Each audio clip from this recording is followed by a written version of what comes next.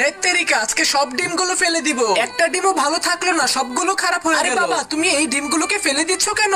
কি করব তাহলে? এই ডিমের ভিতরে বাচ্চা জন্মেছে, ডিমগুলো তো খেতে পারবো না, তাই ফেলে দিয়েছি। আরে এই ডিমগুলোকে মা যদি ভালো করে রান্না করে তাহলে চেটেপুটে খাবে। দরকার নেই আমার এইসব ফালতু ডিম খাওয়ার, আর তোদেরও খেতে হবে না, তাই আমি এগুলো ফেলে দিয়েছি। আর বেশি কথা না বলে চলো চলো বাসা চলে যাও। আমি একটু বাহিরে কাজে গেলাম, বাবা চলে গেছে, যাক আমি আর মা মিলে এগুলোকে মজা করে রান্না করে খাবো। বন্ধুরা, তোমরা যদি তোমার মাকে ভালোবাসো ভিডিওতে লাইক করে চ্যানেলটিকে সাবস্ক্রাইব করে দাও এবং কমেন্টে তোমাদের নামটি লিখে দাও। বন্ধুরা, আমার ছোট্ট একটি মেয়ে ডিম সহ ডিমের বাচ্চাগুলো নিয়ে এসেছে, বলতেছে এগুলো মজা করে রান্না করতে। তাই এগুলোকে ফার্স্টে আমি ধুয়ে নিয়েছি, তারপরে একে একে সকল মশলাগুলো ঢেলে সেই ডিমগুলোকে আমি এগুলোর উপরে দিয়ে দিলাম। এরপরে ডিমগুলো ভালো করে সিদ্ধ করে নেওয়া হবে। সিদ্ধ করা হয়ে গেলে ডিমগুলোর খোসাগুলো ভালো করে ছাড়িয়ে নিতে হবে। এরপরে এই ডিমগুলোর উপর ময়দা ছড়িয়ে নিতে হবে। ময়দাগুলো ভালো করে মিশিয়ে তেলে ছেড়ে দিতে হবে। তেলে ভালো করে একটু ভেজে নিলে হয়ে যাবে রেডি।